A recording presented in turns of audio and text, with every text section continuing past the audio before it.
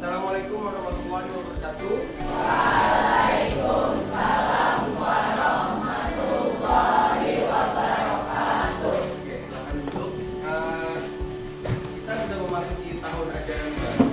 Ya, betul ya. Kalian sudah di kelas 8. Selamat untuk kalian semua yang sudah naik kelas. Oke, hari ini Bapak ingin mengajak kalian membuat suatu keyakinan kelas. Ada yang tahu apa itu keyakinan kelas?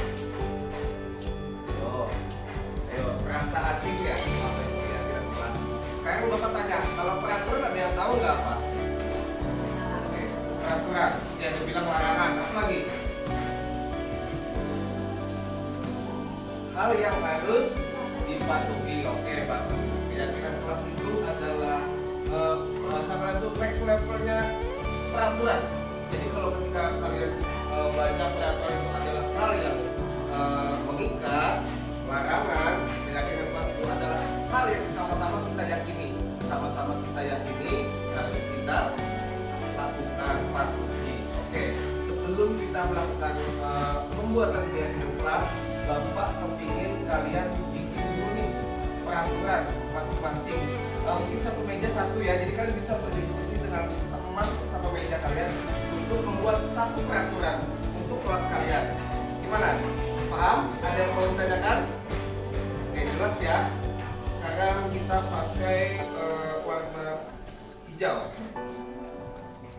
Silahkan balikan ke belakang. 1, 2, 3, 4, 5. Jadi satu meja satu ya, kalian bisa diskusi 4 ya. Bisa diskusi dengan teman satu mejanya peraturan apa yang kira-kira bisa kita terapkan untuk kelas kita.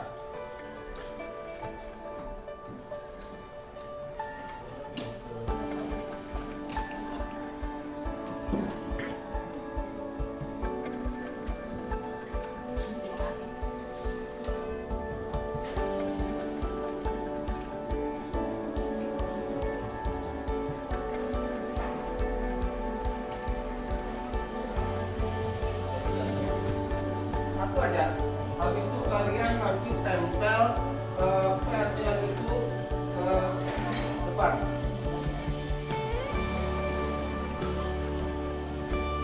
Nah, ya. Ada yang kurang ya? Satu meja satu. Satu meja satu.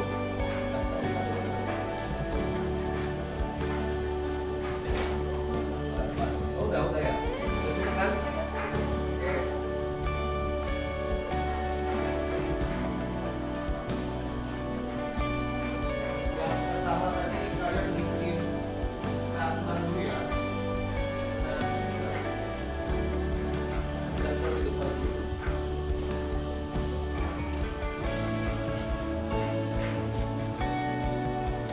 Silakan ditempel.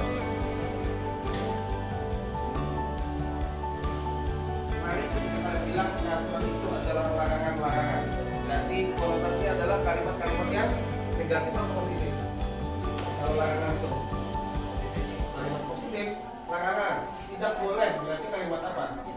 Negatif. Nah, nanti kita akan ubah kalimat negatif itu menjadi kalimat positif. Ya, misalnya tidak boleh terlambat. Berarti kalimat positifnya apa? Boleh terlambat. Ayo, tidak boleh terlambat. Berarti kalimat positifnya apa? Nah, bagus. Datang tepat. Itu nanti habis ini. Silakan kalau sudah selesai tempel dulu peraturan. Udah, Dela silakan tempel di sini. Nanti yang lain, bentar. Silakan yang lain kalau sudah tempel ke depan. Tempelnya rapi ya. Oke, yang lain silakan tempel. Nabil sudah? Oke, silakan diskusi dengan teman sepatunya. Silakan ditempel. Tempel yang rapi ya. Silakan.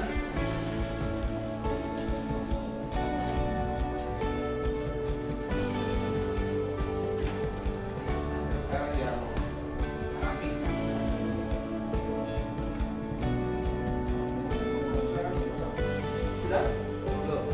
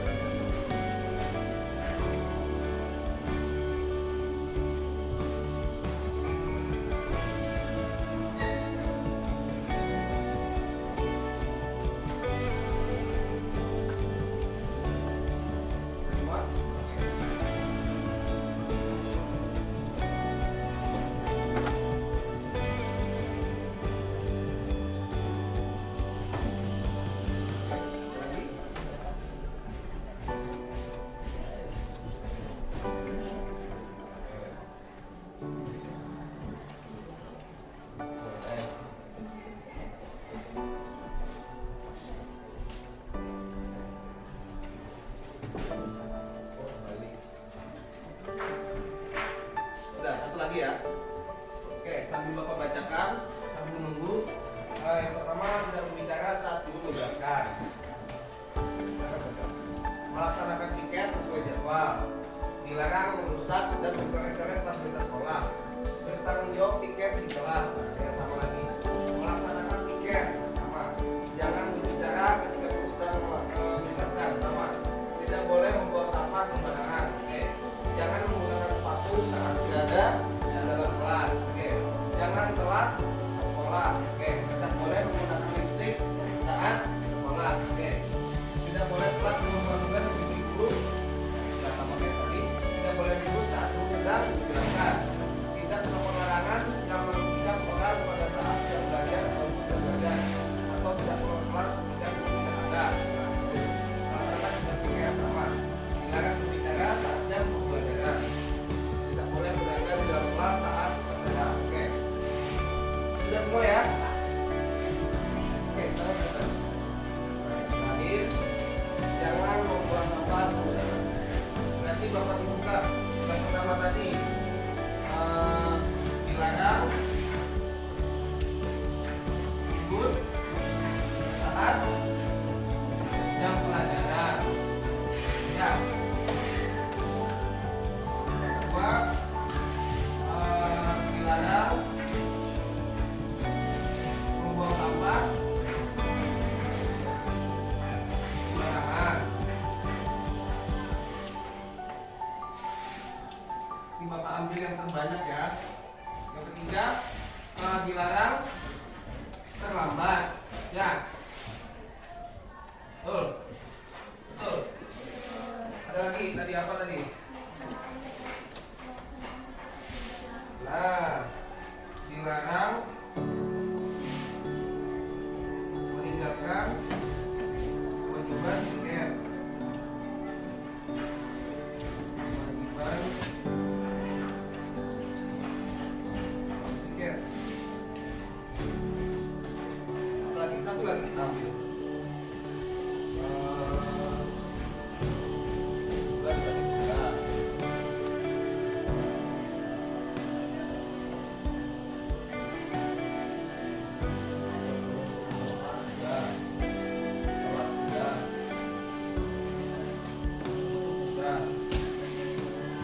Ya. Nah, keluar kelas.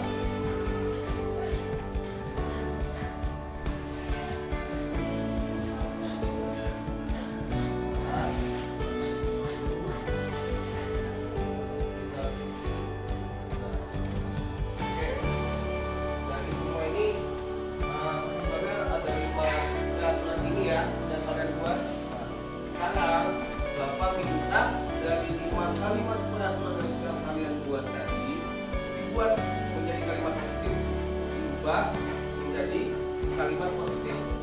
Kira-kira ada yang mau ditanyakan dulu? Sudah pun kalimat positifnya? Oke. Sekarang Bapak minta sama seperti tadi, yang di sini ubah kalimat positifnya untuk yang nomor 1.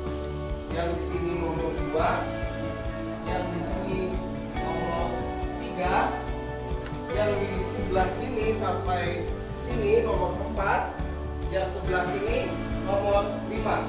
Oke? Paham? Ya, paham ya? Kita pakai sticky note-nya warna pink. 1, 2, 3, 4.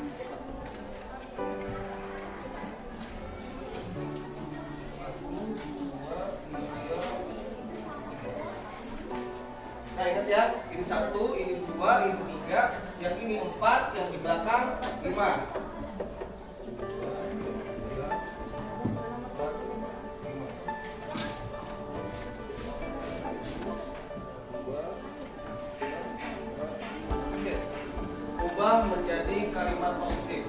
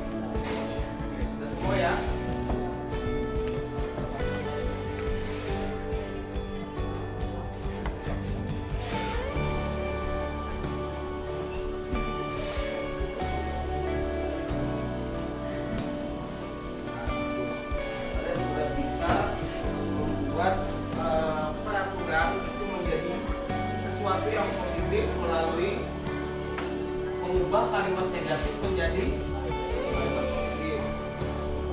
Sekarang Bapak bacakan ya kalimat-kalimat positif yang kita boleh buat. Balik lagi. Yang pertama, buanglah sampah pada tempatnya, yaitu di tempat yang sudah disediakan. Bagus. Laksanakan piket sesuai jadwal yang telah ditentukan. Bagus. Mengerjakan piket sesuai jadwal. Datang tepat waktu sebelum jam pelajaran dimulai.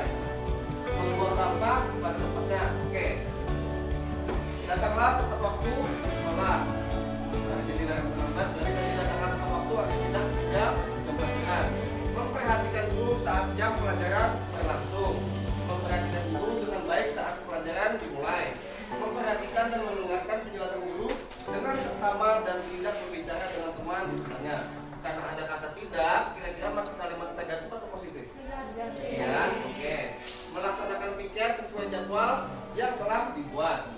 Membuang sampah pada tempatnya. Masuk ke kelas sebelum lonceng berdiri. Bagus. Teratur dan tertib pada saat jam pelajaran berlangsung.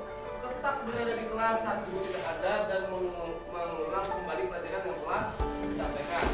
Datang tepat waktu. Oke. Sekarang kita rubah dari yang kalian tulis tadi, berarti dilarang ribut saat jam pelajaran itu apa? Kalimat positifnya.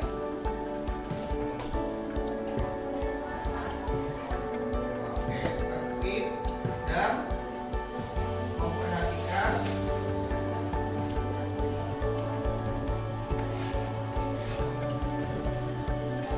saat pembelajaran. Ya.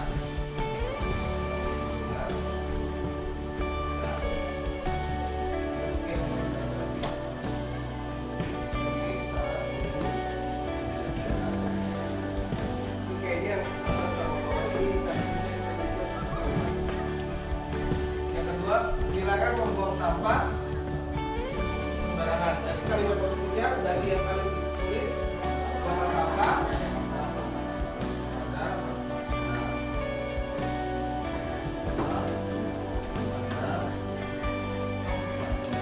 ya. Oke. Lanjut. Dilarang terlambat. Berarti kalimat positifnya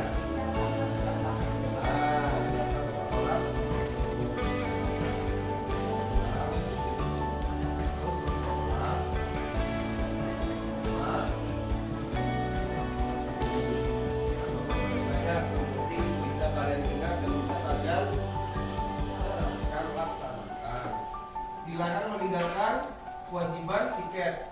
Kalimat positifnya sudah kalian tulis tadi, berarti melaksanakan piket.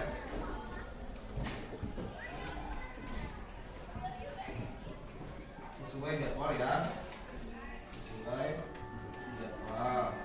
Nah, yang terakhir, dilarang keluar kelas saat guru tidak ada. Berarti apa?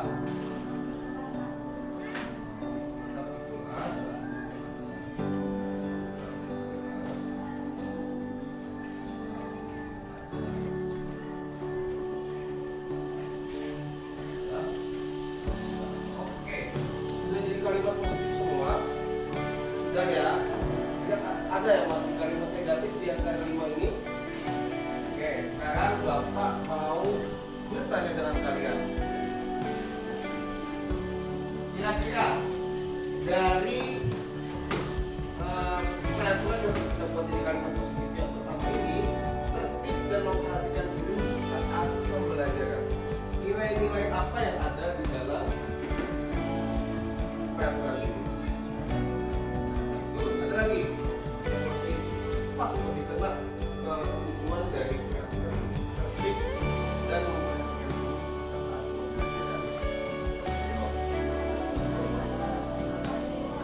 nah, ada yang bilang tadi apa? Yang pertama ini? Nah, menghargai. Oke, karena kamu yang sudah betul, silahkan tuliskan kalimat menghargai dan tuliskan tempel di sini. Menghargai ya.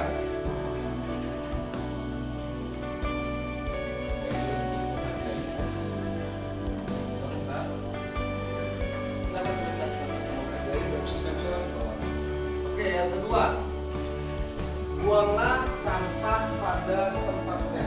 Nilai-nilai apa yang terdapat di peraturan?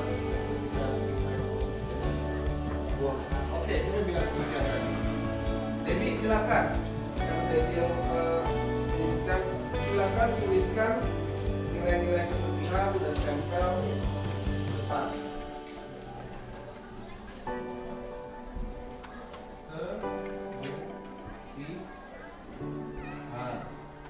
Oke, datang ke sekolah tepat waktu.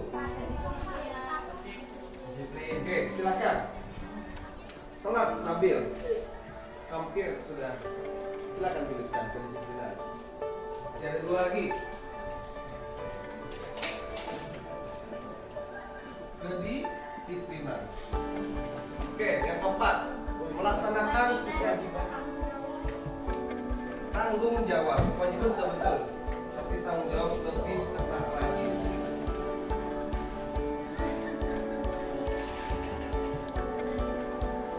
Tanggung jawab. Nah, yang terakhir, tetap di kelas saat guru tidak ada. Tidak ada. Oke, silakan. Siapa bilang seperti tadi?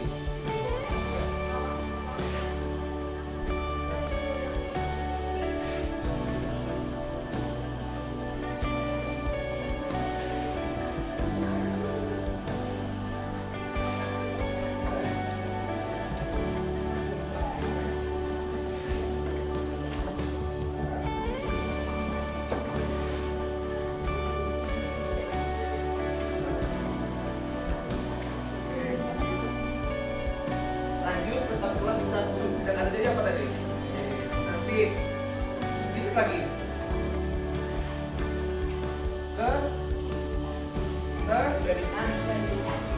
Silakan Nabil. Nabil silakan. Tuliskan kedisiplinan.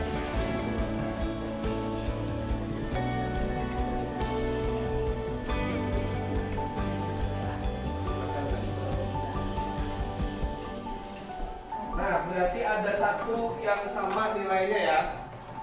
Ada satu yang nilainya sama, yaitu datang ke sekolah tepat waktu sama tetap di kelas saat guru tidak ada. Karena pada saat jam pelajaran kalian berada di mana? Di kelas. Pada saat jam istirahat kalian di luar kelas. Berarti nilai-nilai apa di dalam situ? Kedisiplinan, keteraturan, tertib, ya. Jadi kita sama, kita gabung nilainya antara nomor 3 sampai 5. Sepakat dengan nilai-nilai yang sudah ditentukan? Sepakat ya. Sekarang dari 5 nilai-nilai yang sudah kita tentukan, kita ubah jadi keyakinan kelas. Kita ubah jadi keyakinan kelas. Tadi apa kata Bapak keyakinan kelas tadi? Ada yang bisa mengulang? Nah, itu peraturan. Ingat apa? Nah, dia masih ingat Bapak bilang tadi keyakinan kelas. Keyakinan. Ayo. Keyakinan.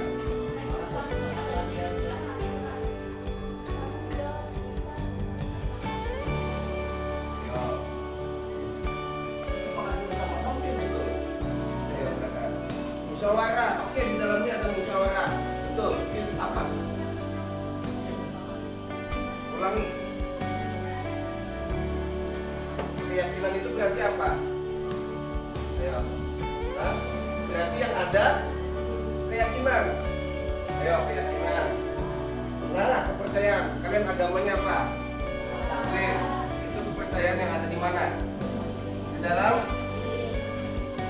hati, di dalam diri. Berarti kalau keyakinan kelas itu adalah keyakinan yang ada dalam diri kita masing-masing. Ya, yang tadi dibilang disepakati bersama-sama. Oke, coba ulangi. Apa berarti keyakinan kelas? Yang telah. Oke, kepercayaan atau keyakinan yang ada di dalam diri kalian masing-masing yang telah disepakati bersama-sama. Paham ya? Oke, sekarang dari 5 jadi 4 nih. Kita bikinnya jadi 4. Oke. Menghargai kebersihan kedisiplinan sama tanggung jawab. Ya, Bapak hapus ya.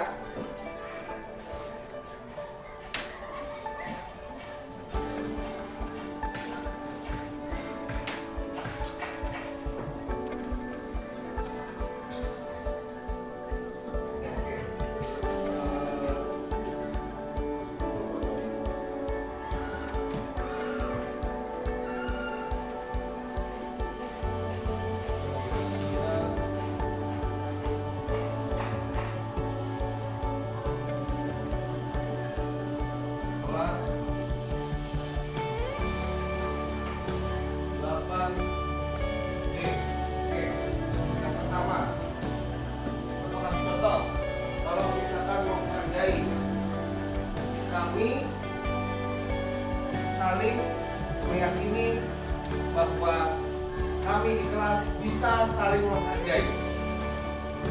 Contohnya seperti itu. Kami meyakini dapat saling menghargai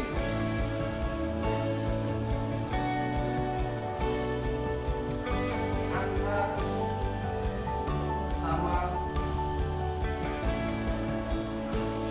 warga kelas. Oke, yang kedua, kebersihan. Apa kalimat keyakinan kelasnya?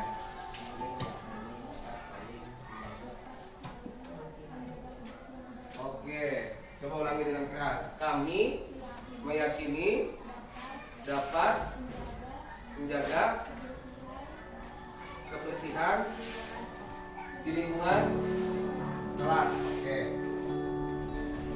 Kami meyakini dapat saling menjaga lingkungan, menjaga kebersihan lingkungan kelas.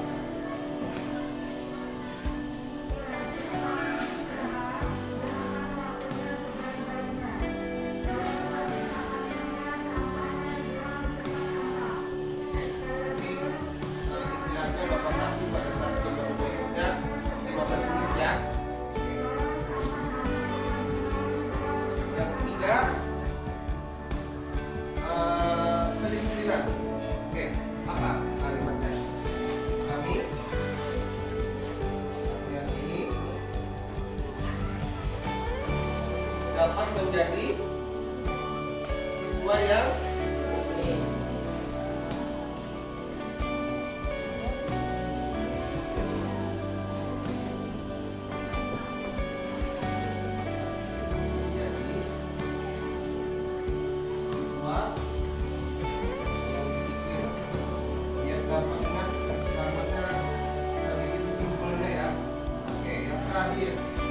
tanggung jawab.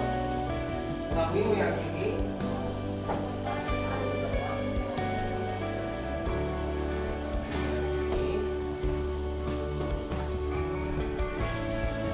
dapat menjadi tanggung jawab. Oke, sekarang Bapak minta kalian bacakan bersama-sama.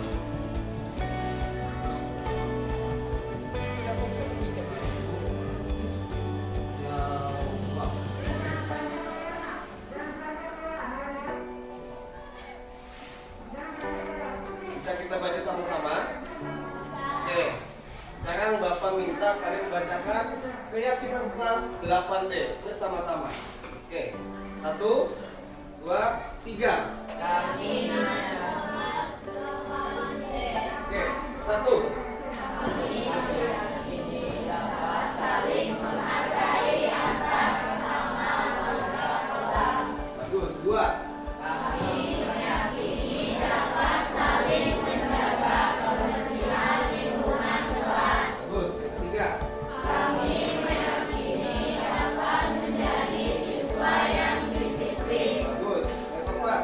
Kami meyakini dapat menjadi siswa yang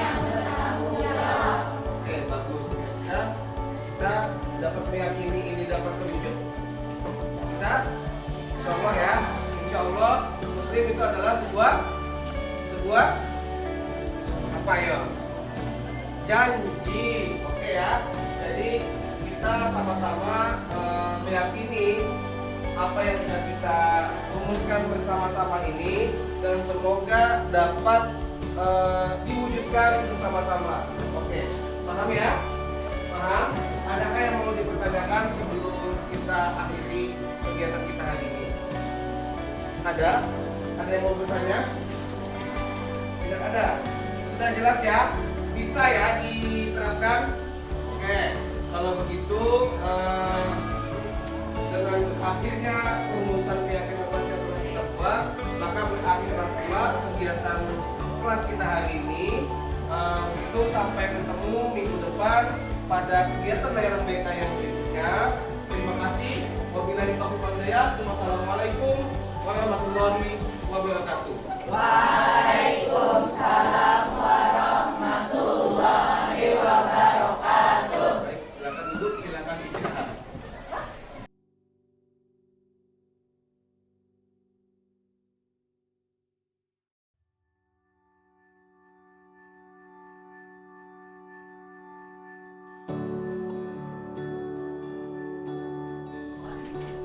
Assalamualaikum warahmatullahi wabarakatuh. Waalaikumsalam warahmatullahi wabarakatuh. Baik, apa kabarnya hari ini anak-anak? Baik. Masih ingat kegiatan kita minggu kemarin? Masih. Apa kegiatan kemarin? Membuat keyakinan kelas. Masih ingat keyakinan kelasnya apa yang sudah dibuat? Ada berapa? Ya, oke, yang pertama apa?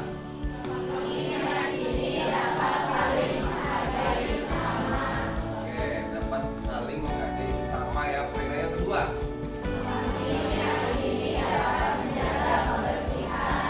Oke, kebersihan. Ketiga.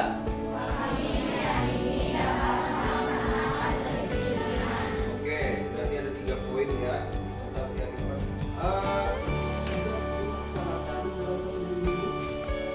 Sudah dilaksanakan ya, karena sudah sama-sama diyakini. Oke. Yang pertama tadi saling menghargai.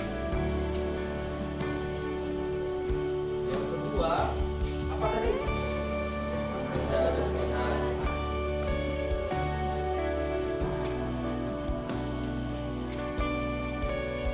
Ya.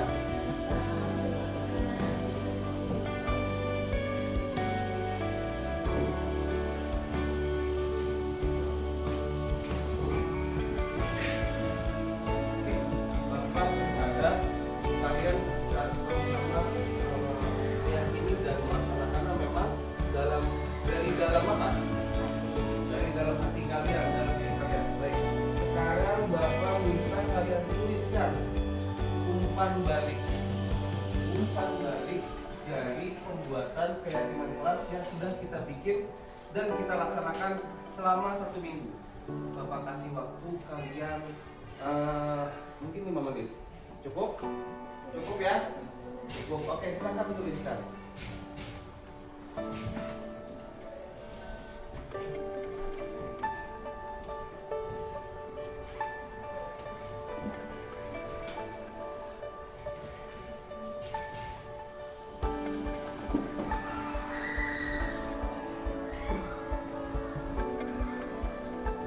Silahkan kalian refleksikan apa yang kalian rasakan setelah membuat keyakinan kelas dan menerapkannya selama kurang lebih 1 minggu ini.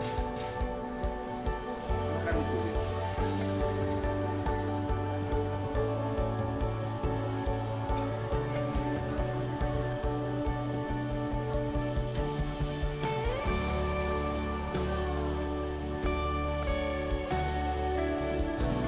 Ada yang sudah? Ada? Sudah ya? Tidak.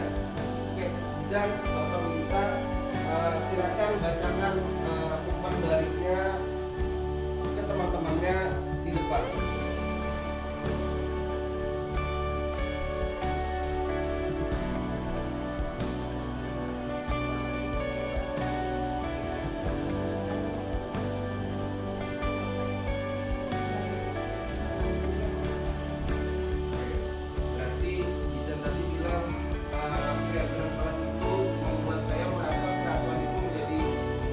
ya, bukan belenggu.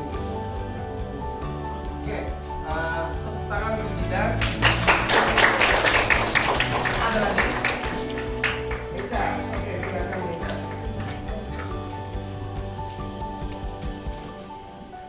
Saya merasa optimis dalam melaksanakan kegiatan kelas karena dibuat bersama-sama. Oke, optimis karena membuat kegiatan kelasnya itu bersama-sama. Bagus, ada tanggapan? Setuju ya dengan Meca ya? Oke, terima kasih Meca, tepuk tangan untuk Meca. Ada lagi? Oke, silakan.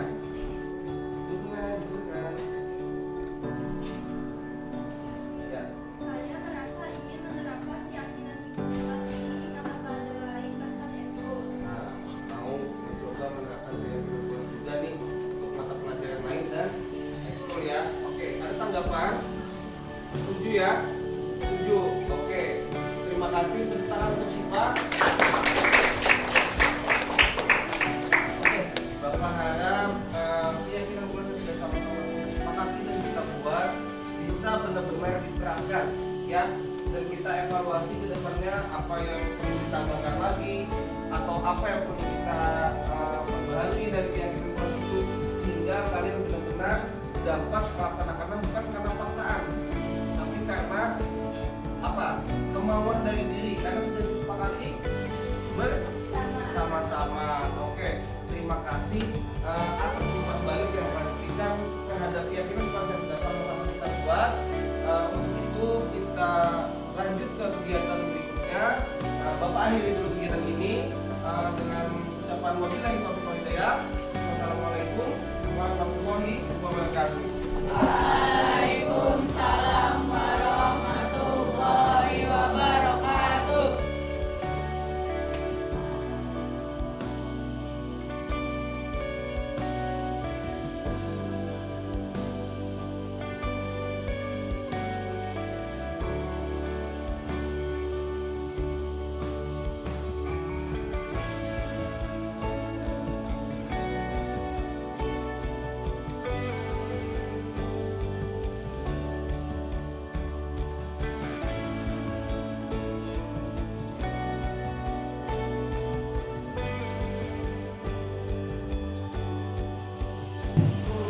Assalamualaikum warahmatullahi wabarakatuh. Apa kabar Bapak Ibu semuanya? Baik. Alhamdulillah, berharap kita selalu dalam keadaan sehat dan bahagia.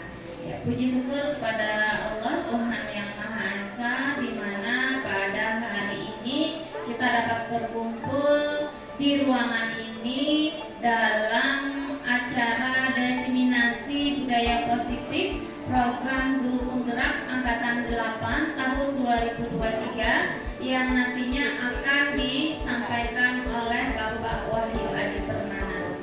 Salawat serta salam tak lupa kita haturkan kepada junjungan kita Nabi besar Muhammad SAW, dan semoga kita semua dapat mendapatkan syafaat dari beliau di hari kiamat kelak. Amin ya rabbal alamin. Nah, pada hari ini Bapak Wahyu Adi akan menyampaikan diseminasi budaya positif, yang mana ini merupakan salah satu tugas atau tagihan dari program pendidikan guru penggerak angkatan 8. Nah, untuk itu langsung saja waktu dan tempat dipersilakan kepada Bapak Wahyu Adi Permana untuk menyampaikan materinya tentang budaya positif. Terima kasih Bu Rita. Sebelumnya Assalamualaikum warahmatullahi wabarakatuh.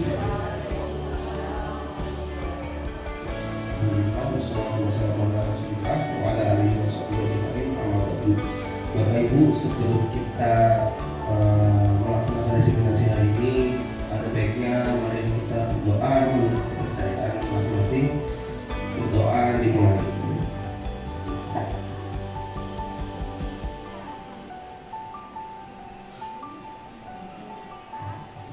Berdoa selesai.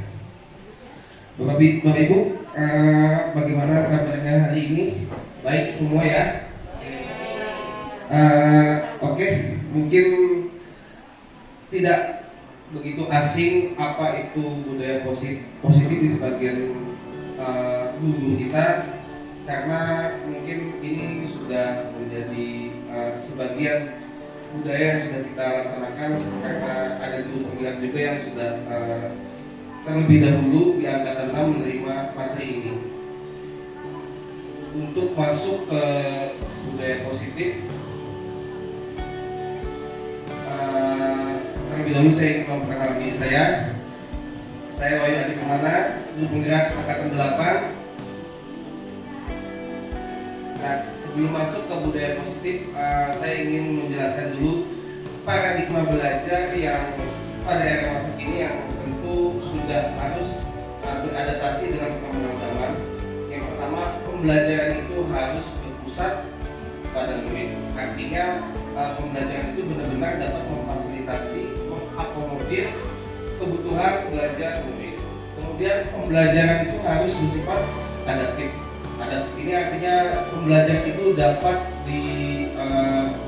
bersifat fleksibel tergantung dari karakteristik murid kita. Kemudian pendidikan itu harus berfokus kepada pemberdayaan kekuatan positif murid, dan sumber daya sekolah. Jadi tidak ada lagi konsepnya pembelajaran pendidikan itu harus sama dengan sekolahan di satuan pendidikan lain.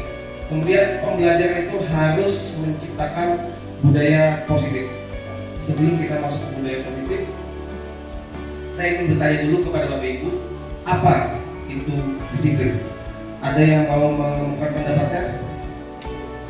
Apa itu disiplin? Silakan, ada yang mau mengungkapkan pendapat? Apa itu disiplin? Bapak Ibu silakan.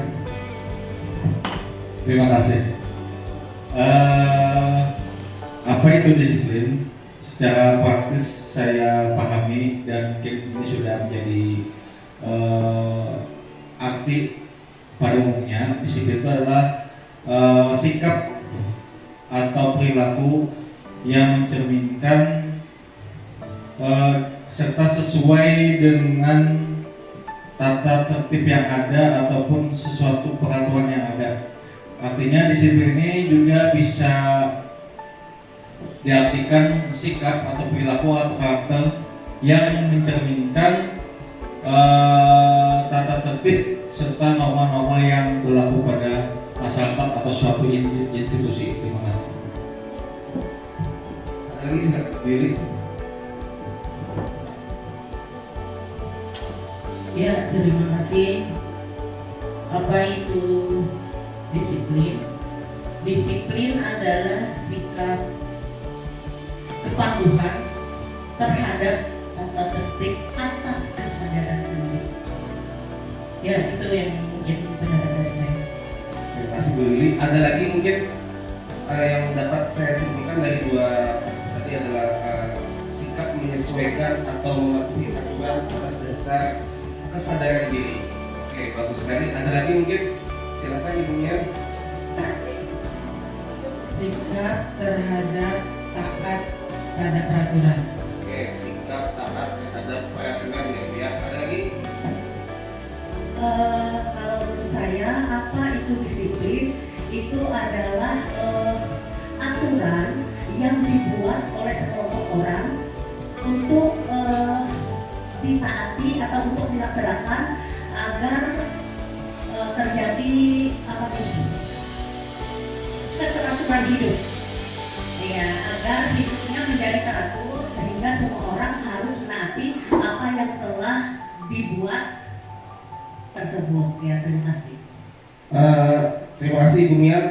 Dari 3 jawaban Bapak Ibu tadi semuanya relevan ya. Artinya sikap menyesuaikan diri dan mentaati aturan yang berlaku di suatu lingkungan, sehingga muncullah sikap disiplin tadi ya. Oke, kita lanjut.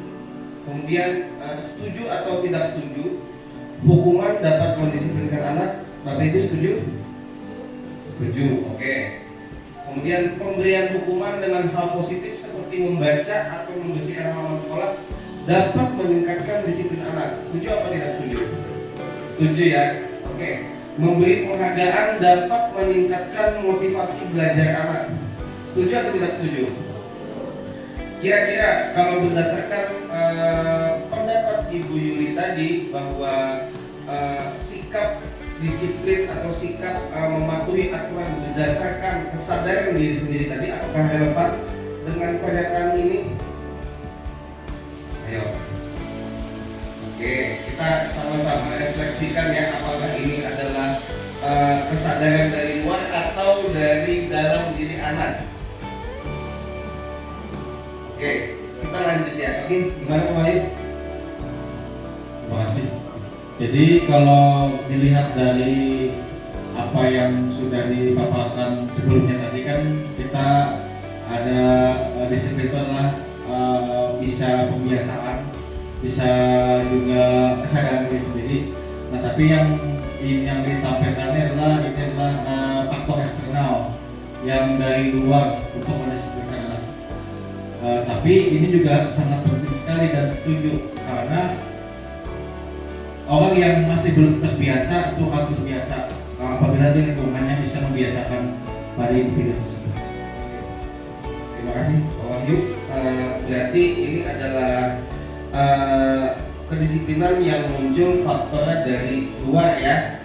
Kita akan gali lebih dalam lagi Bapak Ibu setelah ini.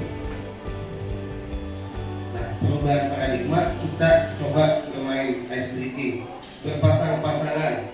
Ya, Jil kan? Oke. Ada ya, ada A dan B.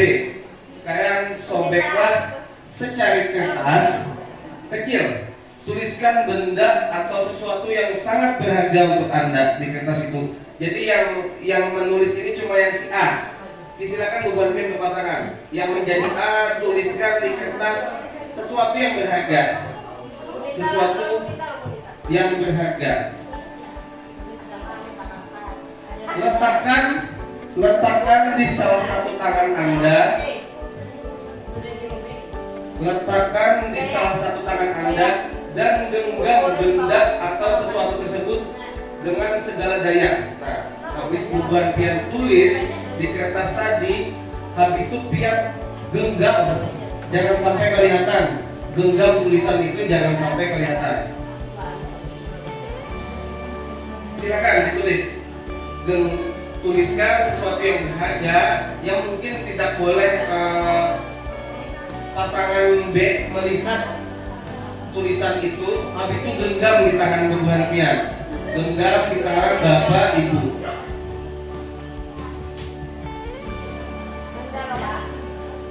Terserah mau nulis apa sesuatu yang berharga begitu, entah itu rahasia atau entah itu hal apa, habis itu digenggam. Jangan sampai teman pasangan pian yang si B tadi melihat. Sudah? Oke, digenggam ya. Nah, habis itu tugas teman bapak ibu yang si B akan mencoba dengan sekuat tenaga dengan berbagai cara untuk meminta Anda memberikan benda tersebut. Nah, si A membuat tulisan yang berharga tadi, habis itu digenggam dan tidak boleh dilihat. Sedangkan si B tugasnya adalah meminta si A menampilkan atau menunjukkan kertas yang sudah ditulis tadi. Bisa dengan membujuk, bisa dengan mengancam, menghardik, merayu, menyuap. Nah, menyuap boleh, menghardik boleh. Apa saja. Nah, apa saja agar si A mau membuka. Nah, terserah si B mau apa kayak gitu kan. Mau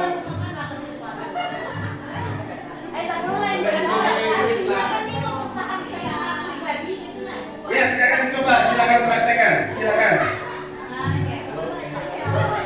Yang si B dengan segala cara meminta agar si A mau membuka, boleh menyuap, boleh mengancam. Ya. Silakan coba.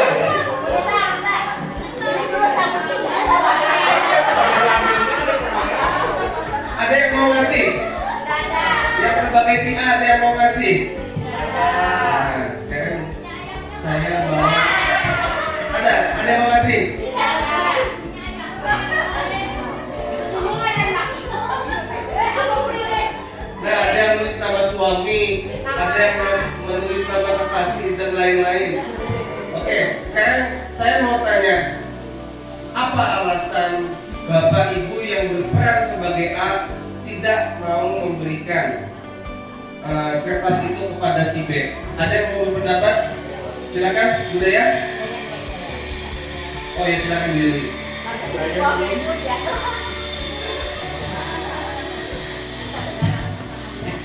Bismillahirrahmanirrahim. Ulun mempertahankan, kenapa jadi mempertahankan, karena kata wahyu masih belum.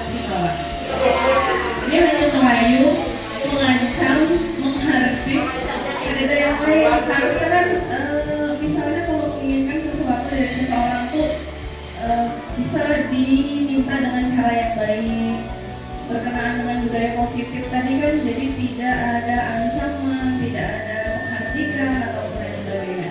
Terima kasih. Oke, saya simpulkan dulu ya dari Ibu Daya. Tadi katanya Pak Wahyu ini belum maksimal memintanya, karena memintanya tadi dengan mengancam, menghardik, merayu, menyuap. Belum menemukan cara yang lebih baik lagi untuk dapat meluluhkan Ibu Daya. Ada lagi pendapat yang lain? Silakan Ibu Yuli. Ya, terima kasih.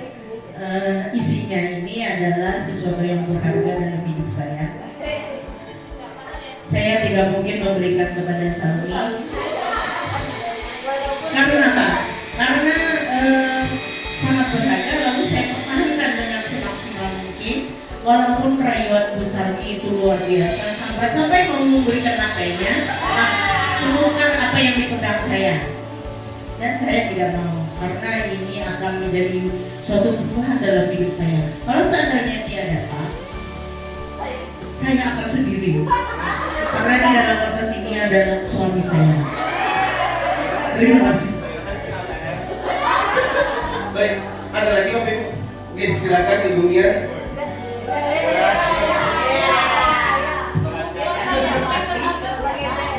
Saya sebagai yang B ya, yang meminta kepada Ibu Ineke. Tapi sebelum masuk ke situ, pesan pertamanya dulu, tak semudah itu mengambil dari Ineke. Kenapa jadi tidak semudah itu? Mungkin itu sesuatu yang berharga bagi Ibu Ineke.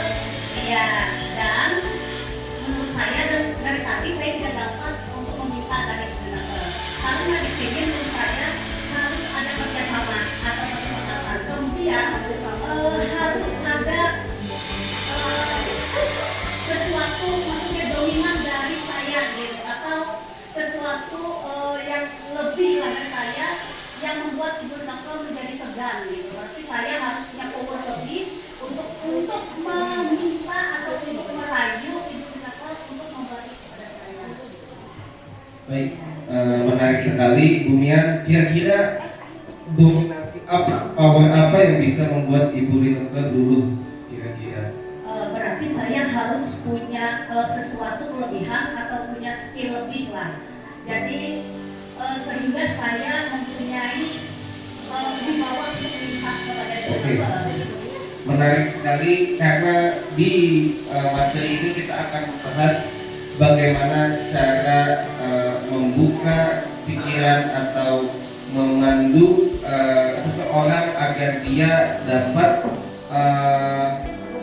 merubah ya pola pikiran. Karena tadi kita dari awal tadi kan kita sudah coba breakdown bahwa hukuman atau segala konsekuensi itu kan faktor eksternal, tidak di dalam dirinya yang merubah dirinya sendiri.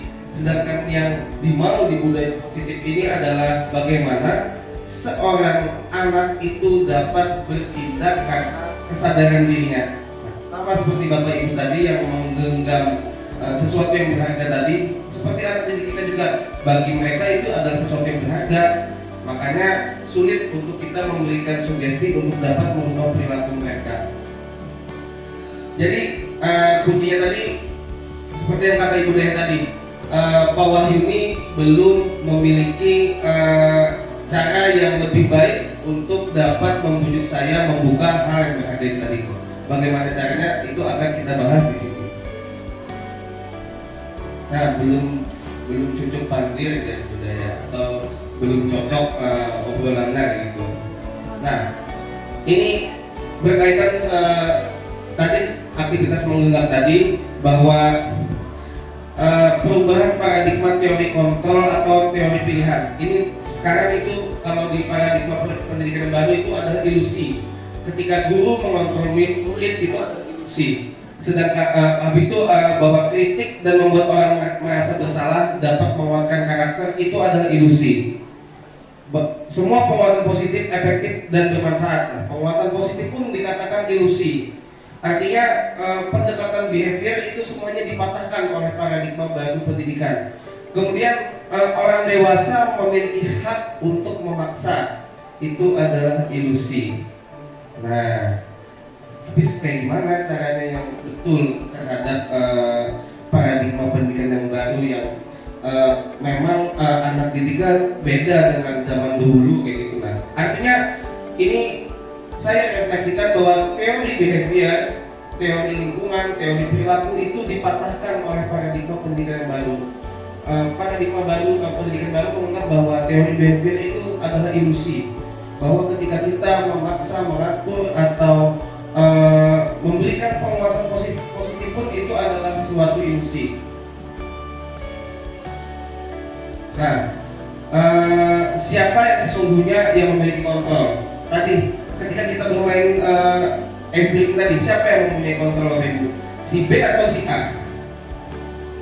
Si A, karena kembali ke dirinya sendiri, apakah dia mau memberikan atau tidak, itu kembali ke dirinya sendiri. Sama seperti anak didik kita, ketika dia mau merubah perilaku, menambahkan perilaku yang baru, atau menyadari suatu kesalahan, itu kembali ke dirinya sendiri, bukan dari kita. Kesadaran dari dalam dirinya, bukan dari luar. Karena ketika dia mematuhi suatu peraturan karena hukuman, belum tentu dia sadar. Bisa saja dia mematuhi karena dia takut akan berbuat kesalahan. Nah, coba kita breakdown stimulus respon sama teori kontrol. Kita mencoba mengubah orang agar berpandangan sama dengan kita. Sedangkan paradigma baru mengatakan kita berusaha memahami pandangan orang lain tentang dunia. Nah, kita berusaha paham dulu pandangan anak didik kita terhadap masalah yang dia alami. Perilaku buruk dilihat sebagai suatu kesalahan. Semua perilaku memiliki tujuan. Kira-kira ketika anak terlambat itu ada latar belakangnya lah. Kira-kira ketika anak itu tidak mengerjakan tugas, ada latar belakang yang iringnya lah. Itu yang harusnya kita fokuskan. Orang lain bisa mengontrol saya. Nah, kita bermain dengan tadi, hanya Anda yang bisa mengontrol diri Anda. Nah, sama ke anak didik pun juga akan berpikir seperti itu. Hanya dirinya sendirilah yang bisa mengontrol dirinya. Saya bisa mengontrol orang lain. Anda tidak bisa mengontrol orang lain. Pemaksaan ada pada saat bujukan gagal. Nah, ketika membujuk gagal, akhirnya muncullah pemaksaan. Kolaborasi dan konsensus menciptakan pilihan-pilihan baru. Konsensus itu adalah proses bertukar pikiran, berdiskusi di dalam suatu berbagi pendapat kayak gitu misalnya. Model berpikir menang atau kalah. Nah, bila kita kalau merubah orang kita menang, yang kita rubah itu artinya kalah. Nah, itu paradigma lama. Model berpikir menang-menang. Nah, kita yang memberikan pembimbingan menang, anak didik kita juga menang. Nah, sampai di sini ada yang mau ditanyakan Bapak Ibu? Kita lanjutlah. Oke. Nah, disiplin positif adalah suatu cara penerapan disiplin. Penerapan disiplin di lingkungan sekolah tanpa kekerasan dan ancaman.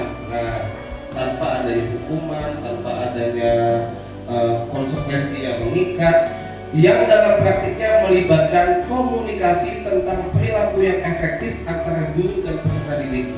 Jadi maksudnya peserta didik sendiri yang memilih konsekuensi atau alternatif solusi dalam menyelesaikan masalahnya, bukan dengan hukuman. Itu paradigmanya disiplin positif. Lanjut. Nah, di dalam menjalankan disiplin positif itu tadi, tentu setiap manusia kira-kira bisa nilai-nilai lah Bapak Ibu. Kira-kira lah senakal-nakalnya anak, semaladaptifnya perilaku anak, punya nggak nilai positif di dalam dirinya? Punya, pasti punya. Nah, bagaimana cara kita untuk dapat memunculkan nilai positif itu agar dapat membuat dia sadar untuk dapat merubah diri? Nah, nilai-nilai kebajikan itu banyak Bapak Ibu. Bahasa lainnya itu virtu. Ada 30 kalau tidak salah. Nah, ada tanggung jawab, keteraturan, menghormati, habis itu kasih sayang, menghargai. Nah, karena kita sudah masuk ke era kurikulum merdeka, maka nilai-nilai kebajikan yang saya tampilkan itu adalah nilai-nilai yang berdasarkan profil pelajar Pancasila. Ada 6. Tentunya 6 nilai-nilai ini sudah mewakili berbagai macam nilai yang ada. Nah, yang pertama, beriman, bertakwa kepada Tuhan Yang Maha Esa dan berakhlak mulia, mandiri, bernama kritis, berkebinekaan global, gotong royong dan kreatif. 6 nilai ini sudah mewakili seluruh nilai-nilai kebajikan yang ada. Jadi, bagaimana caranya kita memunculkan nilai-nilai itu agar anak tumbuh sadar. Nah, ini yang kita bahas di awal tadi, teori motivasi perilaku. Nah, ini kita nih merefleksikan kita sebagai guru juga untuk menghindari ketidaknyamanan atau hukuman. Apa yang akan terjadi apabila saya tidak melakukannya? Nah, kira-kira kalau kita fokuskan ke hukuman itu motivasinya eksternal atau internal? Eksternal.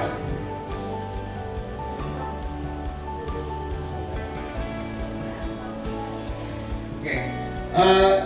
Untuk mendapatkan imbalan dari orang lain atau institusi, apa yang akan saya dapatkan apabila saya melakukannya? Nah, kira-kira itu faktor eksternal apa internal? Eksternal Bapak Ibu. Nah, setuju kita semua bahwa itu faktor eksternal.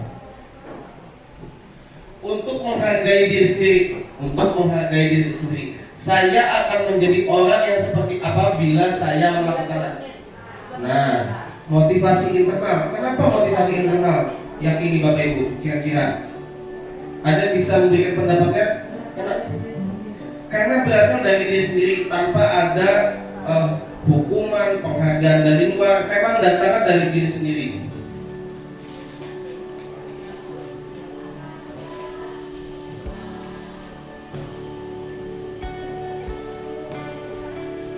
Oke.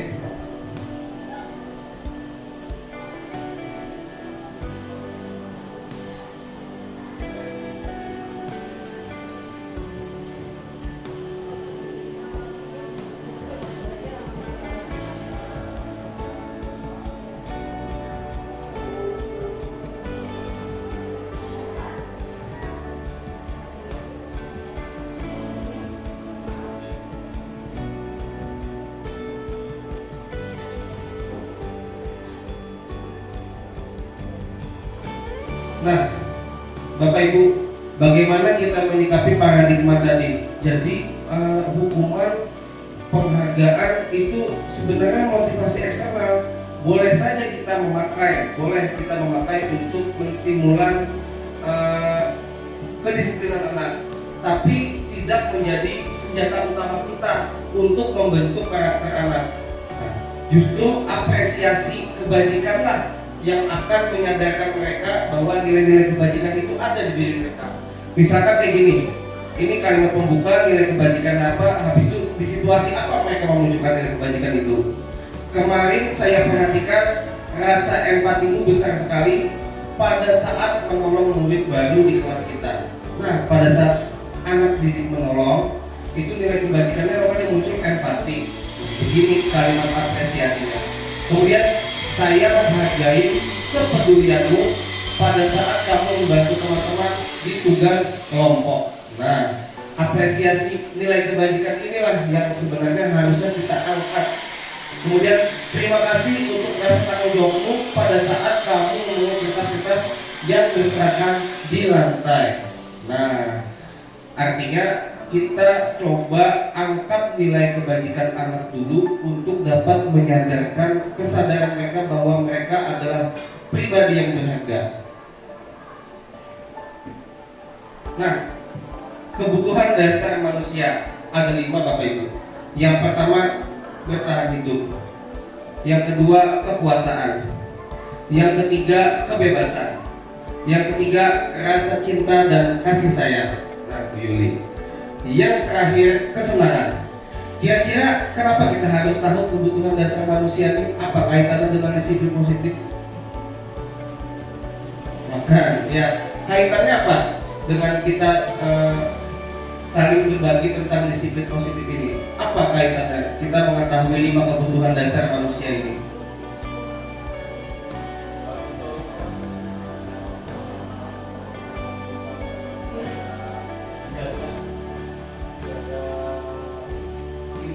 Jaga keseimbangan. Nah, bagus. Poin pentingnya adalah keseimbangan dan kenyamanan. Bapak Ibu, kira-kira kalau kebutuhan ini tidak terpenuhi apa yang terjadi? Nah, bagus sekali Ibu Nisa. Ketika kebutuhan tidak terpenuhi, maka muncullah kesalahan. Ketika kebutuhan anak tidak terpenuhi, maka muncullah perilaku maladaptif dari mereka. Ya kan? Iyalah Bapak Ibu. Ketika mereka merasa tidak dihargai, akhirnya pelampiasannya perilaku yang dimunculkan apa? Ketika mereka kekurangan kasih sayang, atau ketika mereka merasa powerless misalnya. Nah, jadi tujuannya kita mengetahui kebutuhan dasar ini agar dapat peka terhadap latar belakang masalah yang dialami anak didik kita. Oke, kita lanjut lagi ya. Nah, perbandingan antara hukuman dan konsekuensi. Hukuman, sesuatu yang menyakitkan, harus terjadi. Konsekuensi,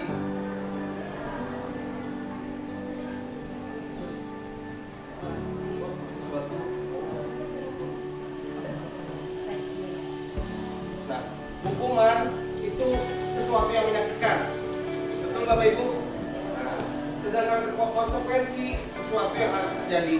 Ketika kamu melakukan ini, apa konsekuensinya? Nah, hukuman membuat anak sakit fisik maupun hati. Sedangkan konsekuensi membuat anak merasa tidak nyaman dalam jangka waktu yang pendek. Nah, kalau yang hukuman itu jangka waktunya lama, sedangkan konsekuensi dalam jangka waktu yang pendek. Ketika kita memakai paradigma hukuman, anak membenci kedisiplinan. Ya kan kira-kira Bapak Ibu? Anak membenci kan dengan kedisiplinan? Mungkin tidak dia tampilkan, tapi di dalam dirinya secara tidak langsung akan membenci kedisiplinan. Sedangkan konsekuensi, anak menghargai itu konsep disiplin karena mereka sendiri membuat konsekuensi. Hukuman bersifat paksaan, sedangkan konsekuensi adalah stimulus dan tanggapan. Ya kan? Apa yang kamu lakukan jika kamu melakukan kesalahan lagi? Kan mereka yang menanggapi. Kemudian mendorong anak menyakiti diri sendiri, itu hukuman. Sedangkan konsekuensi mendorong anak agar mudah menyesuaikan diri. Anak belajar untuk menyembunyikan kesalahan, ini kalau hukuman. Sedangkan konsekuensi, anak belajar untuk mematuhi peraturan karena mereka yang menyepakati sendiri. Kemudian kalau hukuman itu memunculkan emosi marah, rasa bersalah, dipermalukan, merasa tak dihargai. Sedangkan konsekuensi kehilangan hak. Nah, kehilangan hak dibuat tidak nyaman, diasingkan untuk sementara. Nah, ini 2 paradigma Bapak Ibu, hukuman dan konsekuensi. Ada lagi ternyata yang dalam paradigma pendidikan yang baru itu lebih baik dari konsekuensi ini. Apa itu? Nah, restitusi. Apa itu restitusi? Adalah proses menciptakan kondisi bagi murid untuk memperbaiki kesalahan mereka sehingga mereka bisa kembali pada kelompok mereka. Nah, tidak mengasingkan mereka dari kelompok mereka, itu poin pentingnya. Sehingga mereka bisa kembali pada kelompok mereka dengan karakter yang lebih kuat. Restitusi juga merupakan proses kolaboratif yang mengajarkan murid untuk mencari solusi untuk masalah mereka. Nah, solusi mereka mencari sendiri solusi untuk masalah mereka. bukan dengan hukuman atau konsekuensi, dan membantu murid berpikir tentang orang seperti apa yang mereka ingin menjadi dan bagaimana mereka harus memperlakukan orang lain. Artinya di dalam proses restitusi ini kita mengajarkan anak untuk berpikir secara mandiri bagaimana seharusnya mereka menjadi seseorang ke depannya tanpa menggunakan pendekatan hukuman maupun konsekuensi. Perbandingan jelasnya bisa dihubungkan Bapak Ibu dia. Ini hukuman, konsekuensi dan restitusi. Hukuman tadi menyakitkan, kalau konsekuensi tadi harus terjadi. Sedangkan restitusi pilihan, karena anak sendiri yang memilih bagaimana aturan solusinya, apa yang harus mereka lakukan untuk dapat menyelesaikan masalah mereka, pilihan. Kemudian kalau hukuman itu kan tidak nyaman dalam jangka yang panjang, konsekuensi itu jangka pendek. Sedangkan restitusi mengeluarkan murid dalam jangka waktu yang panjang. Kemudian hukuman itu korban mendapatkan keadilan, konsekuensi korban bisa diabaikan. Kalau restitusi korban mendapatkan ganti. Misalnya kayak gini, ketika siswa melakukan bully secara fisik, ketika kita pelakunya kita hukum, maka korban mendapatkan keadilan. Sedangkan konsekuensi bisa saja ketika anak memilih saya tidak akan membuli lagi, anak itu tidak mendapatkan hukuman, akhirnya si korban merasa terabaikan. Beda dengan restitusi, ketika kita minta mereka memilih bagaimana memecahkan masalah mereka, saya akan meminta maaf, kemudian saya akan coba untuk dapat mengajak teman-teman yang lain untuk berhenti membuli. Nah, korban mendapatkan ganti. Kemudian untuk hukuman itu paradigmanya murid akan tersakiti, sedangkan konsekuensi murid merasa tidak nyaman. Kalau restitusi, karena proses secara mandiri mencari alternatif solusi tadi, maka murid mendapatkan penguatan. Hukuman, perilaku pasif agresif meningkat. Pelampiasannya mungkin ketika selesai dihukum akan ke hal lain lagi. Sedangkan konsekuensi penguatan hanya bertahan dalam jangka waktu yang pendek. Nah, sedangkan restitusi murid tidak belajar bertanggung jawab untuk perilakunya. Kemudian berlaku hanya pada sebuah institusi, tidak berlaku pada kehidupan nyata. Nah, ketika hukuman berlaku di sekolah, siswa tidak boleh berlipstik misalnya. Ketika di luar, bisa saja anak itu berlipstik karena itu tidak mengikat dia di luar sekolah.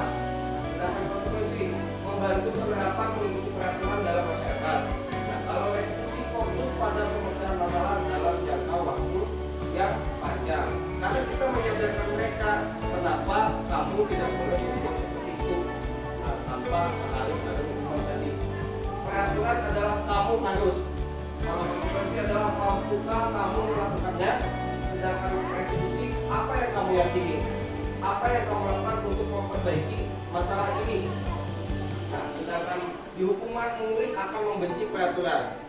Kalau konsekuensi murid akan menghormati peraturan. Sedangkan restitusi murid akan menghormati dirinya dan orang lain. Karena dia berbuat sesuatu itu bukan karena peraturan, tapi karena dia tahu itu adalah nilai-nilai kebajikan atau nilai-nilai yang baik. Lanjut, secara sederhana, ciri-ciri restitusi dulu kita bahas. Bukan untuk menebus kesalahan, namun untuk belajar dari kesalahan. Kalau hukuman kan menebus kesalahan. Nah, memperbaiki hubungan, tawaran, bukan paksa. Restitusi itu tawaran. Jadi kembali ke anak, apa yang mau dia pilih, apa yang mau dia ambil dalam memecahkan masalahnya. Restitusi menuntut untuk melihat ke dalam dirinya. Restitusi mencari kebutuhan dasar yang mendasari tindakan. Nah, berkaitan dengan 5 kebutuhan dasar manusia tadi. Kenapa anak berbuat sesuatu? Pasti ada salah satu kebutuhannya yang tidak terpenuhi, sehingga memunculkan perilaku yang tidak baik. Restitusi diri adalah salah satu cara yang paling baik. Salah satu lah Bapak Ibu. Ada mungkin cara-cara lain untuk menumbuhkan disiplin anak, tapi yang kita bahas ini adalah restitusi. Restitusi fokus pada karakter. bukan tindakan. Nah, karakternya dulu yang kita benahi, bukan tindakannya. Restitusi fokus pada solusi. Nah, solusi yang kita fokuskan pada restitusi, bukan apa konsekuensinya, apa hukumannya kamu berbuat seperti itu, tapi apa solusinya untuk kamu dapat menyelesaikan masalah itu. Restitusi mengembalikan murid yang berbuat salah pada kelompokan. Kita tuh biasanya ketika anak berbuat salah itu, anak tuh harga dirinya tuh rendah, turun karena merasa berbuat kesalahan. Di dalam pendekatan restitusi ini, kita membantu anak untuk tetap membuat harga dirinya tidak turun. Nah, makanya fokusnya itu adalah mengembalikan mereka ke dalam kelompok. Nah, Bapak Ibu pernah mendengarkan Kata keyakinan kelas. Ada yang pernah mungkin Bu Isti bisa memberikan pendapatnya apa itu keyakinan kelas? Silakan.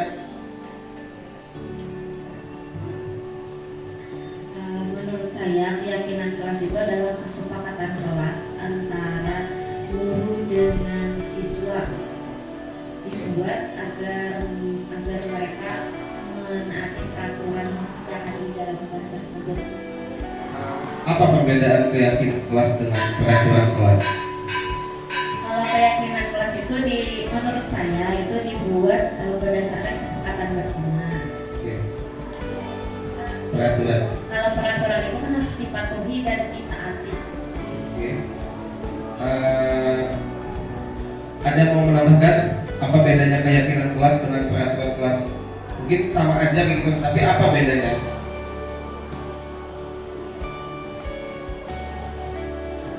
Menurut dulu perbedaan antara keyakinan kelas dengan peraturan kelas itu beda, karena keyakinan kelas itu dibuat berdasarkan atas kesepakatan antara guru dengan siswa, sedang peraturan lebih cenderung untuk dan itu hanya dari guru.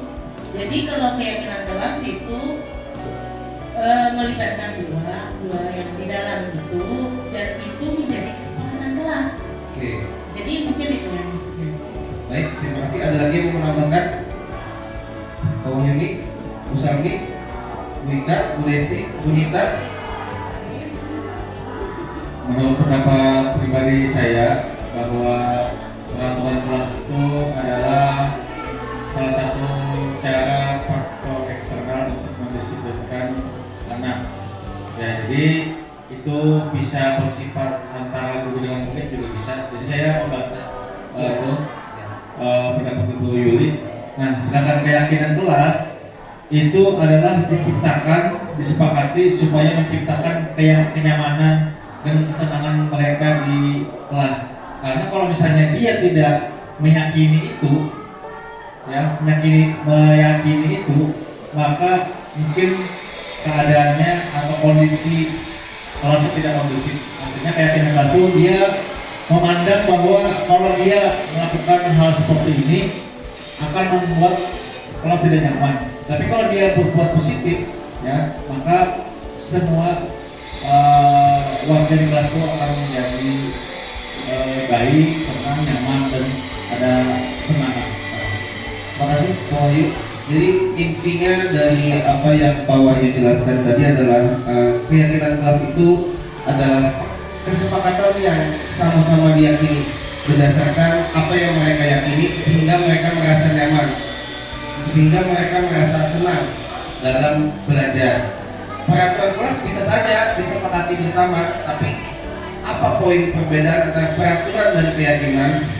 Seperti yang Pak Wahyu bilang tadi, kita akan lihat yang mana yang keyakinan kelas dari dua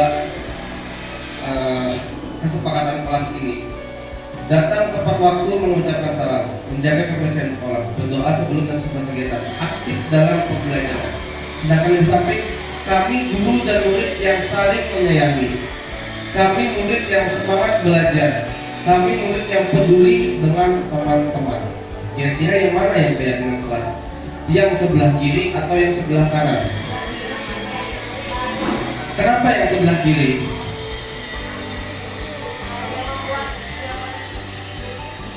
Yang pertama, sama-sama diyakini antara guru dan murid. Ya, kalau ini kata-katanya masih sifatnya kayak peraturan. Nah, kemudian yang kedua, di keyakinan kelas yang sebelah kanan ini mereka menonjolkan nilai-nilai kebajikan, saling menyayangi, semangat, menghargai, nah peduli, menghargai. Berbeda dengan yang di sebelah kiri, itu kalimatnya masih bersifat aturan. Nah, jadi seperti ini Bapak Ibu keyakinan kelas yang memunculkan nilai-nilai kebajikan tadi. Oke, kita lanjutkan lagi. Nah, ya Bu Yuli. Oh ya.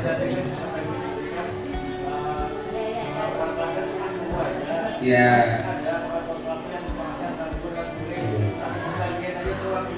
Nah.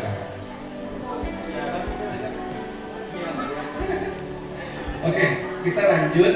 Dalam membuat keyakinan kelas itu ada dua cara Bapak Ibu, menggunakan tabel Y atau tabel T. Nah, jadi kita definisikan dulu apa nilai-nilai kebajikan yang mau disepakati bersama dengan anak didik kita. Misalkan dengan tabel Y itu nilai kebajikannya menghormati. Tabel Y itu begini. Jadi ada terdengar, terlihat, berperilaku. Ketika terdengar, nilai kebajikan yang menghormati ini apa aja muncul? Yuk saya bantu, kita bisa selesaikan ini bersama. Terima, tolong ya, permisi. Nah itu kalimatnya. Terdengar, kalimatnya kayak itu kalau orang menghormati. Kemudian kalau terlihat, nah berempati terhadap perasaan orang lain, memegang barang milik orang lain hanya dengan izinnya, mendengarkan dengan seksama dan sebagainya. Kalau berperilaku, tersenyum, memberikan salam, memberikan ruang untuk bekerja, postur tubuh yang tenang, nah itu menggunakan tabel Y. Jadi kita analisis apa aja perilaku, habis itu kelihatannya dan terdengar orang yang menghormati itu. Sedangkan menggunakan tabel T, nah ini yang menghormati itu tampak seperti atau tidak tampak seperti. Ini yang lebih mudah. Kalau yang tampak seperti, misalkan menghormati itu datang tepat waktu, menyapa, mengembalikan barang teman. Nah kalau tidak tampak sepertinya, sering hadir terlambat, tak acuh kepada teman, atau tidak mengembalikan barang yang telah dipinjam. Nah jadi anak-anak tuh bisa melihat, oh berarti ini salah satu perilaku tidak menghormati. Kalau yang ini berarti ini salah satu contoh perilaku menghormati. Nah ini lebih gampang dipraktekkan di kelas kalau menggunakan tabel T. Kalau tabel Y ini mungkin agak sulit untuk anak didik kita di SMP. Mungkin di SMA atau untuk anak kuliah yang pembelajaran pedagogi bisa diterapkan yang Y ini. Kalau kita di sekolah mungkin pakai tabel T aja, tampak seperti dan tidak tampak seperti. Kalau tampak sepertinya perilaku yang diharapkan, tidak tampak sepertinya perilaku yang tidak diharapkan. Sampai di sini ada yang mau ditanyakan Bapak Ibu? Jelas ya? Jelas. Oke, kita lanjutkan. Nah, coba Bapak Ibu tentukan nilai kebajikan apa yang ada di dalam peraturan tersebut. Selalu kembalikan buku ke tempatnya. Kira-kira nilai kebajikan apa? Disiplin, keteraturan, apa lagi? Kalau dilarang mengganggu orang lain, apa? Iya, nilai kebajikan apa? Menghormati, menghargai, kasih sayang, hadir di sekolah 15 menit sebelum pengajian dimulai. Disiplin, dilarang melakukan kekerasan, kasih sayang, menghargai, dilarang menggunakan narkoba. Ayo. Kesehatan ya. Nah, pergantian atau menunggu giliran. Keteraturan, disiplin, gunakan masker. Ayo. Apa? Kesehatan, betul Pak Aswin. Jangan berlari di kelas atau koridor. Ayo, jangan berlari di kelas atau koridor. Oke, kita lihat jawabannya lah. Nah, selalu kembalikan buku ke tempatnya, tanggung jawab. Dilarang mengganggu orang lain, menghormati, menghargai. Nah, dilarang menggunakan narkoba, kesehatan. Gunakan masker, kesehatan, keselamatan. Jangan berlari, keselamatan, keamanan. Artinya keyakinan kelas itu harus fokus pada nilai-nilai kebajikannya. Ketika kita membuat kalimat keyakinan kelas itu fokuslah pada nilai-nilai kebajikannya, bukan peraturannya. Seperti yang contoh tadi kan beda keyakinan kelas sama peraturan kelas. Nah, 5 posisi kontrol kita sudah sampai pada puncaknya Bapak Ibu. Di dalam budaya positif itu diharapkan kita memilih salah satu dari 5 posisi kontrol ini. Yang pertama itu penghukum. Kayak apa itu penghukum? Yang kedua pembuat rasa bersalah. Nah, yang ketiga teman. Yang keempat pemantau. Yang kelima manajer. Kira-kira di dalam disiplin positif itu 5 posisi kontrol ini yang mana yang harusnya kita ambil, kita perankan? Menurut Bapak Ibu, manajer ada yang lain? Teman atau pemantau? Teman.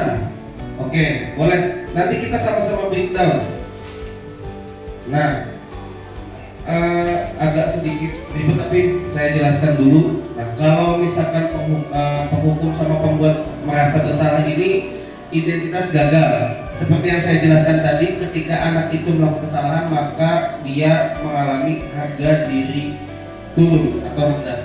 Nah, sedangkan jadi teman atau pemantau ini identitasnya berhasil atau sukses karena merasa dibuat nyaman di dalam proses pemecahan masalahnya. Sedangkan identitas yang jadi manajer tadi identitas berhasil juga, tapi kontrolnya di dalam diri. Sedangkan teman dan pemantau ini kontrolnya dari luar. Nah, kenapa begitu? Coba kita simak lagi. Nah, kalau penghukum itu menghardik, menunjuk, memaksa, memaki. Sedangkan pembuat rasa bersalah, ibu kecewa, seharusnya kamu begini, nanti ibu dimarahi kepala sekolah. Nah, akhirnya kan muncul perasaan merasa bersalah dari anak. Kemudian kalau teman membuatkan alasan-alasan untuk muridnya, atau mungkin ayolah lakukan demi ibu ya. Masa kamu tidak mau? Ingat tidak ibu pernah bantu. Nah, ibaratnya itu tidak ada penghalang antara murid dan siswa seperti teman. Kemudian untuk pemantau, apa peraturannya? Apa konsekuensinya ketika kamu lakukan ini? Ketika kamu berpacaran, berapa poinnya? Nah, itu kita posisinya itu sebagai pemantau sebenarnya. Kemudian kalau manajer, apa yang kita yakini? Nah, kita balik lagi ke nilai-nilai kebajikannya. Apa yang bisa kamu kerjakan untuk memperbaiki masalah ini? Nah, fokusnya itu ke solusi sama nilai-nilai kebaikan. Kira-kira nilai-nilai kebaikan apa yang kamu langgar ketika kamu melakukan kesalahan ini? Nah, itu sebagai pemantau. Sedangkan sebagai manajer, kalau pemantau tadi apa konsekuensinya? Berapa poinnya kalau kamu berpacaran? Kalau kamu membolos, berapa poinnya kamu dapatkan seharusnya? Itu sebagai pemantau. Kalau manajer itu kita kembali ke nilai-nilai kebajikan dan solusi. Nah, kemudian dampaknya nih, kalau hukuman itu bisa membuat anak mengulangi kesalahannya, kalau pembuat rasa bersalah bisa membuat anak merasa rendah diri karena merasa bersalah tadi. Nah, kalau teman tadi lemah, tidak mandiri, tergantung. Karena ketika kita mengambil posisi sebagai teman, anak itu misalkan dia menurut dengan kita, tapi belum tentu dia menurut dengan guru yang lain. Karena posisi teman itu tidak untuk semua guru dianggap murid. Bisa saja kalau salah satu guru saja, sedangkan guru lain tidak. Nah, kemudian kalau pemantau menitik beratkan pada sanksi atau hadiah untuk dirinya. Poin plus, poin minus itu adalah hadiah dan konsekuensi. Kita sebenarnya dalam tata tertib itu masuknya itu di pemantau ini. Kemudian untuk manajer mengevaluasi diri, bagaimana cara memperbaiki diri. Fokusnya untuk memperbaiki, bukan fokus ke hukumannya apa, konsekuensinya apa, poinnya berapa. Dalam posisi manajer itu fokusnya bagaimana cara menyelesaikan masalahnya. Nah, secara singkatnya seperti ini. Kalau pembuat merasa bersalah, saya kecewa sekali dengan kamu, atau ayolah lakukan, nanti bapak dimarahi kepala sekolah, ayolah lakukan, nanti bapak dimarahi ibu ini misalnya. Kamu tidak pernah benar melakukannya, itu penghukum. Kalau teman, ayo lakukan demi ibu. Nah, kalau pemantau, apakah kamu mau mendapatkan stiker bintang hari ini? Nah, apakah kamu mau dapat poin plus untuk hari ini? Nah, apakah kamu mau dapat poin negatif untuk hari ini? Nah, seperti itu. Kalau manajer, bagaimana kamu bisa menyelesaikan masalah ini? Nah, kita fokus itu pemecahan masalahnya, bukan hukuman sama konsekuensi. Kamu selalu yang paling terakhir itu. Nah, kita masuk ke poin inti dari budaya positif ini. Jadi tadi kan kita membahas tentang bagaimana menciptakan disiplin positif, nilai-nilai kebajikan, kebutuhan dasar manusia. Nah, habis itu Pak, kita sebagai guru tuh bagaimana menerapkannya atau menyikapinya kepada murid? Jawabannya adalah dengan mempraktikkan segitiga restitusi. Jadi segitiga restitusi itu fokusnya itu ada 3 poin ini. Yang pertama adalah tahap pertama menstabilkan identitas. Yang kedua adalah validasi kebutuhan. Habis itu yang ketiga adalah menanyakan keyakinan. Validasi kebutuhan ini bisa juga dengan validasi kesalahan. Nah, di menstabilkan identitas itu kita biasanya dialogkan seperti ini. Setiap orang pasti pernah melakukan kesalahan. Bapak pun juga waktu muda pernah juga melakukan kesalahan. Kamu bukan satu-satunya yang pernah melakukan ini. Artinya kita menaikkan harga diri anak dulu, berempati dengan anak dulu, sehingga anak merasa nyaman dan merasa kita tuh mengerti dengan masalahnya. Baru kita masuk ke validasi kesalahan atau kebutuhan. Kamu tentu punya alasan mengapa melakukan itu. Nah, kita gali kebutuhan dasar apa yang tidak terpenuhi sehingga mereka melakukan kesalahan itu. Adakah cara yang lebih efektif untuk mendapatkan apa yang kamu butuhkan? Nah, sudah mulai kita mengajak anak untuk memikirkan apa sih cara yang lebih efektif untuk dapat menyelesaikan masalahmu dibandingkan dengan tindakan kamu tadi. Nah, jadi itu maksudnya. Habis itu baru ke menanyakan keyakinan. Masalah seputar nilai kebajikan tadi. Nilai-nilai apa yang telah kita sepakati? Nah, kan sudah bikin keyakinan kelas tadi. Kemudian kamu ingin menjadi orang yang seperti apa? Nah, kita fokus ke menggali nilai-nilai kebajikan anak sehingga mereka menyadari bahwa mereka itu bisa menjadi orang yang lebih baik lagi tanpa harus menggunakan hukuman dan konsekuensi tadi. Nah, saat ini berbagai macam contoh dialog yang bisa kita lontarkan ketika menstabilkan identitas. Berbuat salah itu hal yang manusiawi. Tidak ada manusia yang sempurna. Bapak, ibu juga pernah membuat kesalahan. Kita pasti bisa menyelesaikan permasalahan ini. Bapak, ibu tidak tertarik untuk mencari tahu siapa yang benar, siapa yang salah. Ibu, bapak lebih tertarik untuk menyelesaikan masalah. Kalau kamu menyerahkan dirimu sendiri terus-menerus, apakah kamu bisa bersikap baik pada dirimu sendiri? Nah, ini salah banyak dari contoh bagaimana kita bisa berdialog dengan pada tahap menstabilkan identitas. Artinya kita berempati dulu, munculkan empati kita dulu, munculkan bahwa kita itu memahami permasalahan mereka, sehingga mereka merasa trustnya muncul dengan kita. Lanjut. Nah, validasi kebutuhan. Bisa dilihat, kamu bisa saja melakukan hal yang lebih buruk, tapi kamu tidak melakukannya kan? Kamu pasti punya alasan mengapa melakukannya. Apa yang penting bagi kamu? Di sini seputar menggali latar belakang yang membuat masalah tadi. Kemudian bagaimana seharusnya mereka berlaku agar perilaku mereka dapat lebih efektif. Baru di tahap terakhir menanyakan keyakinan. Apa nilai yang kita percaya di kelas? Sudah disepakati nilai-nilai apa? Terus dari kesalahannya itu melanggar atau bertentangan dengan nilai-nilai apa? Nilai-nilai universal apa yang telah kita sepakati? Kelas yang ideal itu seperti apa? Kamu ingin jadi anak yang seperti apa? Apa yang kamu rasakan ketika kamu melakukan itu? Kamu menjadi orang yang seperti apa? Artinya kita menggali lebih dalam lagi ke dalam diri mereka mau jadi orang yang seperti apa? Kedepannya mereka mau bagaimana untuk membenahi diri mereka. Jadi ada 3 tahap Bapak Ibu. Yang pertama tadi menstabilkan identitas. Yang kedua memvalidasi kesalahan atau kebutuhan. Dan yang terakhir adalah menanyakan keyakinan. Oke. Di penghujung akhir saya mau bertanya dengan Bapak Ibu, hal baru apa yang mengubah paradigma Bapak Ibu sekarang? Apa yang Ibu dapatkan? Silakan, ada yang mau memberikan tanggapan atau pendapat?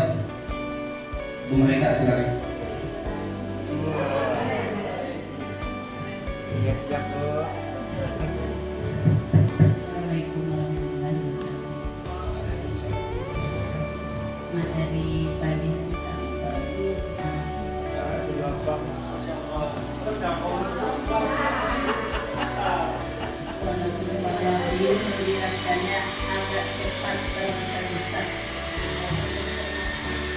Saya lambat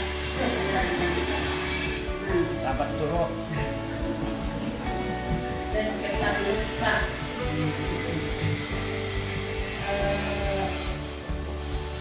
Apa namanya? Karena film ini sebagai bukti bimbingan rohani. Kalau ini kira-kira diterapkan dalam sekolah kita, kira-kira bisa ada para wali?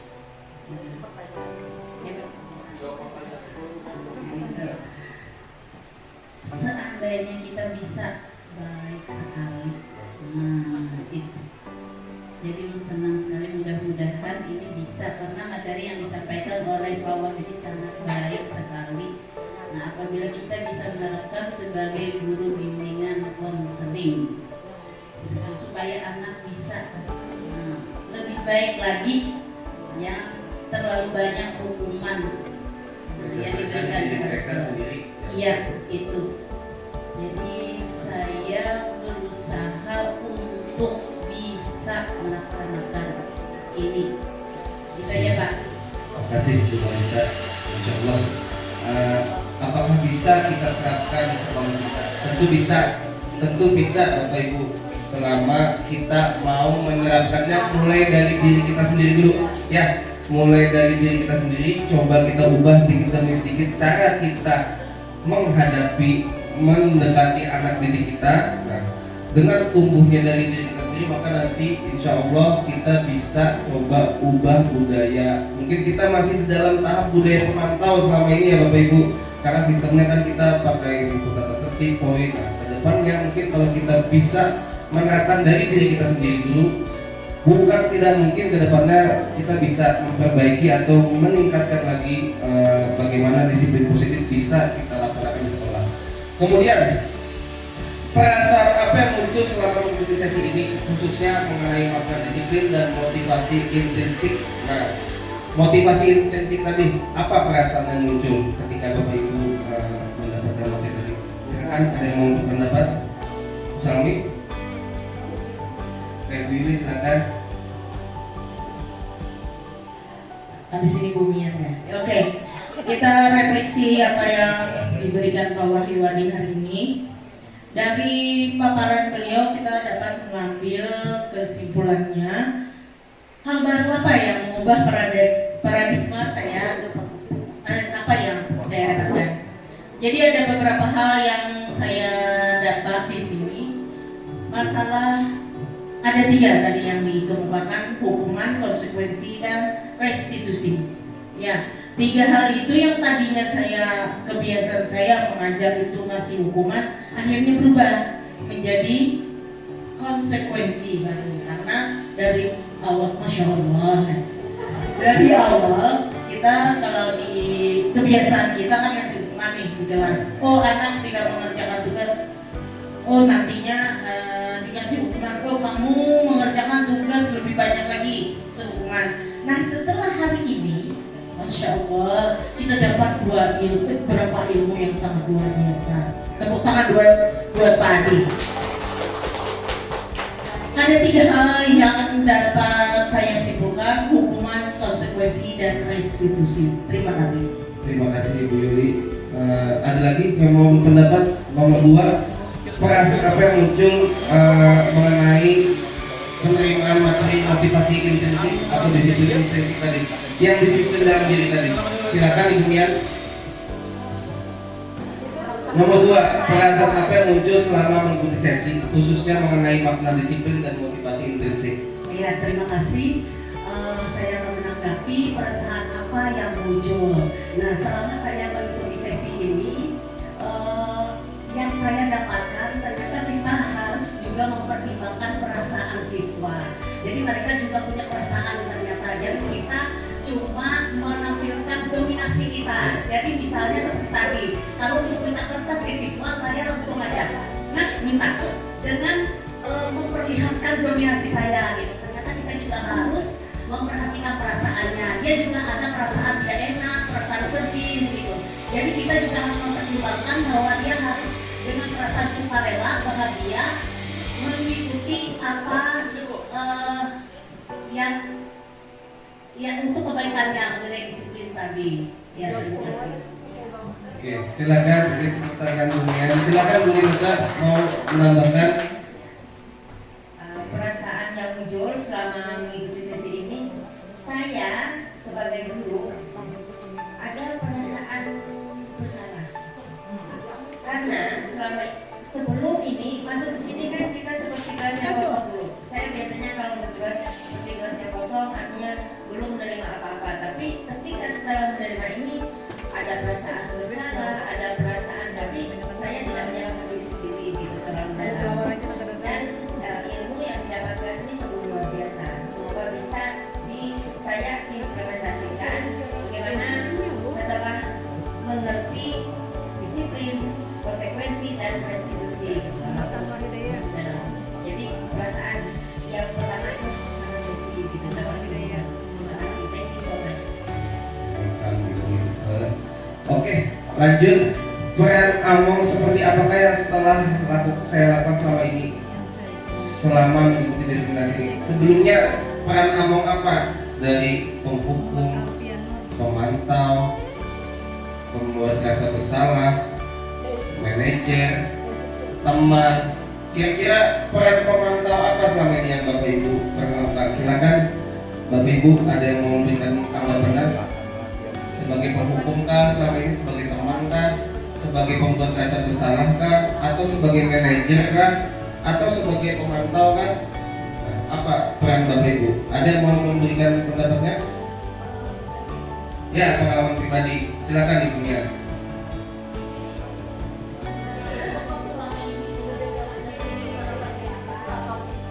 Pembuat rasa bersalah kah? Ya, kalau menurut pengalaman pribadi saya, posisi saya selama ini kayaknya saya lebih ke teman dengan siswa.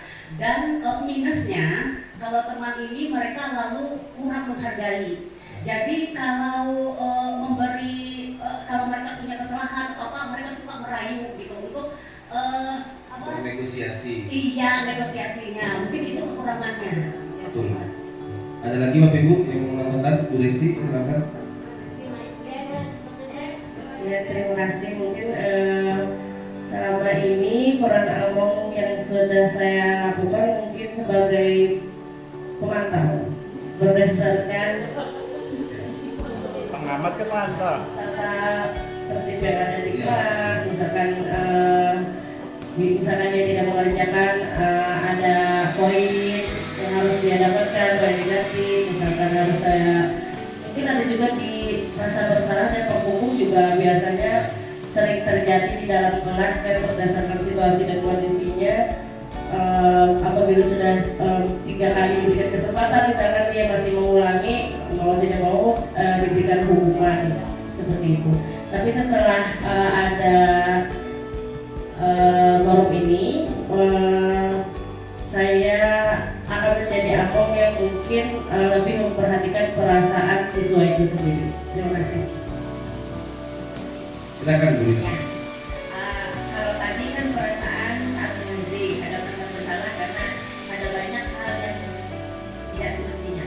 Tapi kalau dalam peran Among itu lebih banyaknya saya belajar. Ya, kalau yang namanya restitusi itu sebenarnya sudah saya lakukan, tapi tidak tahu kalau itu namanya restitusi. Ya, itu dalam rumah tangga sendiri. Kalau anak itu sebenarnya dia itu tadi seperti apa, apa yang harus kamu lakukan, begitu ya. Dan hari ini lebih lagi dikuatkan dengan ini. Baik, pertanyaan terakhir Bapak Ibu. Saya akan menjadi Among yang seperti apakah setelah memberi destinasi manajer kan, pemantau kan? Sepakat Bapak Ibu kita coba belajar jadi manajer mulai hari ini untuk anak didik kita. Oke, sepakat Bapak Ibu ya. Baik. Dari sesi ini maka kesimpulannya adalah budaya positif itu adalah budaya mendisiplinkan anak dengan menyadarkan mereka nilai-nilai kebajikan yang ada di dalam diri mereka sendiri tanpa membuat mereka merasa rendah diri melalui pendekatan segitiga restitusi. Langkah-langkahnya seperti apa? Yang pertama adalah menstabilkan identitas. Kita ajak mereka berempati dulu. Kita buat mereka merasa kita memahami mereka sehingga muncul trust dari mereka. Kemudian masuk ke tahap 2, kita memvalidasi kesalahan atau kebutuhan mereka. Di sini kita coba diskusi dengan mereka apa kesalahan mereka, bagaimana seharusnya mereka bertindak, dan apa alternatif solusi yang mereka pilih. Lanjut kita ke tahap ketiga, yaitu menanyakan keyakinan. Kita perkuat lagi solusi yang sudah mereka pilih. Apa keyakinan kelas yang mereka langgar, mereka ingkari dalam kesalahan perbuatan mereka tadi. Kemudian mau jadi pribadi yang seperti apa mereka ke depannya, sampai pada tahap mereka merasa mantap dan yakin akan rencana mereka untuk ke depannya. Mohon maaf juga Bapak Ibu apabila mungkin penjelasan saya terlalu cepat, karena mengingat kita hari ini hari Jumat dan Bapak Ibu mungkin juga ada kegiatan lain setelah ini, makanya saya coba 1 jam kita bisa selesai. Nah, makanya mungkin nanti ke depannya kita bisa diskusi lagi di dalam forum kecil, di ruang BK, atau nanti di komunitas belajar juga bisa kita bahas lagi lebih dalam topik ini, sehingga kita bisa sama-sama mantap untuk menerapkannya. Terima kasih Bapak Ibu atas kesediaannya untuk mengikuti kegiatan hari ini. Untuk itu materinya sudah saya selesaikan. Oleh karena itu akan saya kembalikan kepada moderator. Terima kasih. Wabillahi taufiq wal hidayah. Wassalamualaikum warahmatullahi wabarakatuh.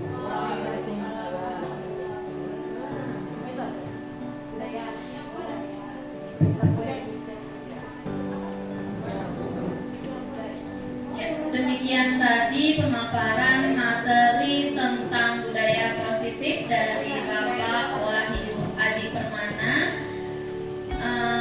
Semoga kedepannya setelah mengikuti diseminasi ini, kita sebagai pendidik dapat lebih memperhatikan kebutuhan dasar peserta didik kita dalam pembelajaran, perasaan peserta didik kita. Kemudian kita kedepannya juga bisa nih mulai melaksanakan segitiga restitusi dalam penyelesaian masalah tentang peserta didik kita.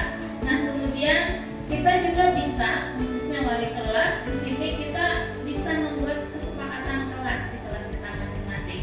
Dan yang terakhir, sebagai guru kita dapat menempatkan diri kita pada posisi kontrol, yang tadinya sebagai teman, sebagai pemantau, penghukum.